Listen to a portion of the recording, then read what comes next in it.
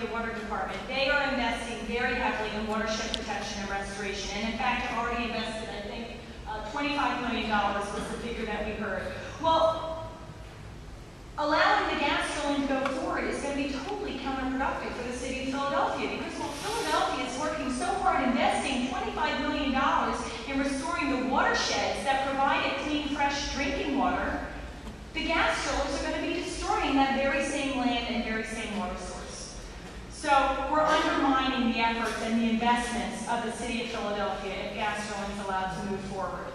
I think it's also important to note that this nonsense about the gas drilling in the Marcellus Shale is going to wean us off of U.S. foreign oil. It's nonsense. We heard some claims that all this gas is going to come directly to Philadelphia. Well, the one distributor acknowledged that that's not in fact true. There's no guarantee that it's going to come here.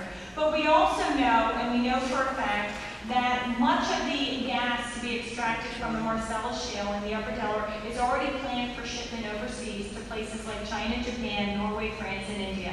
It's not staying in the U.S., so it's not weaning us off of anything. It's giving the gas drillers more profits as they ship it off. And we're still dependent on those fossil fuel sources.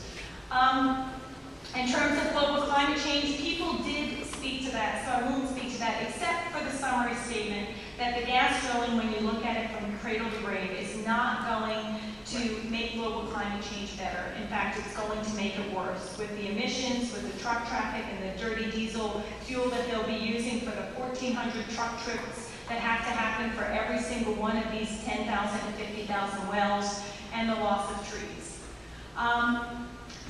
Now, though, really to speak directly to the point of the economic ramifications for Philadelphia and for the region from gas drilling.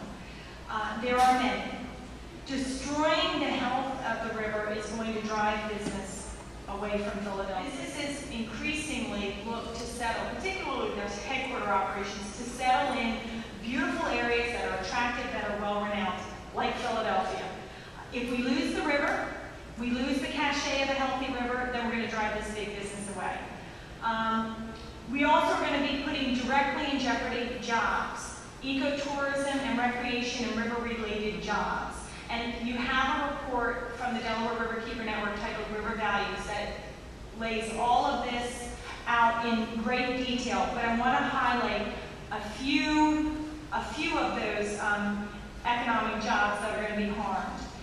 In just 1 year, the upper reaches of the Delaware River brought to local communities over 367,000 whitewater paddlers who spent over $20 million, contributed almost $10 million to local economies, and supported 447 jobs. There are 20 canoe liveries that operate along the Delaware River. Some of them employ as many as 200 people. Some of them have an attendance, 60,000 more in a given year. That means that one livery alone can create gross revenue of more than $3 million a year for our region. One canoe livery alone. Trout fishing in the upper Delaware in 1 year, and these figures are 20 years old, so you can imagine what they would be today, resulted in over $17.5 million in local business revenue. This revenue supported 348 jobs. It provided over $3.5 million in wages and over $719,000 in local taxes. And that investment translated into almost $30 million in local economic activities. River festivals up and down the river. Because the river is so clean and beautiful and healthy, a lot of communities celebrate it, including Philadelphia. Lambertville's Shad Fest, by example, draws 30,000 to 35,000 people to that community for one brief weekend to celebrate our clean and healthy Delaware River. That generates a tremendous amount of business for that community. Just a few weeks ago, Philadelphia had another river-focused festival on the banks of the Delaware River. That brought income. Philadelphia has a lot of restaurants and hotels that market themselves in terms of their relation to the river. And actually, some hotels charge over $100 more for a room if it faces the river than if it doesn't. And then, of course, we've got lots of boating along the Schuylkill and lots of boating along the Delaware, rowing, paddling, motorized boats. The Schuylkill has hosted over 20 regattas in a single year, some of them bringing as many as 5,000 visitors from all over the country to enjoy Philadelphia. I will say,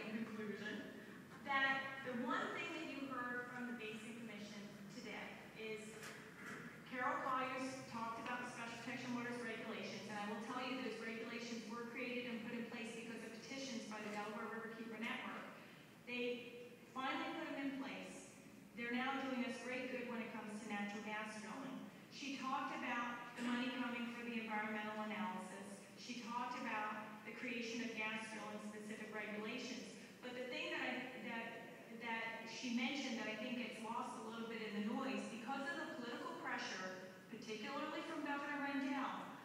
The Basin Commission is not going to wait for the outcome of the cumulative environmental assessment before doing their regulations. They're going to do it backwards. They're rushing through regulations. There's a lot of political pressure on the staff to make the regulations that are being drafted weaker than what would have come out. And once those regulations get really happen, and that cumulative environmental assessment and analysis that's going to be completed over the course of the next 1, 2, 3 years is going to be useless because the damage will be done. So we really need the city of Philadelphia to stand up, stand strong, and stand not just in support of the Basin Commission doing it the right way, doing the environmental analysis, then the regulations, but we need the city of Philadelphia to be reaching into Harrisburg, telling Governor Rendell and all of those legislators that they need to stand with Philadelphia to defend our drinking water supply, not with the drillers to damage it.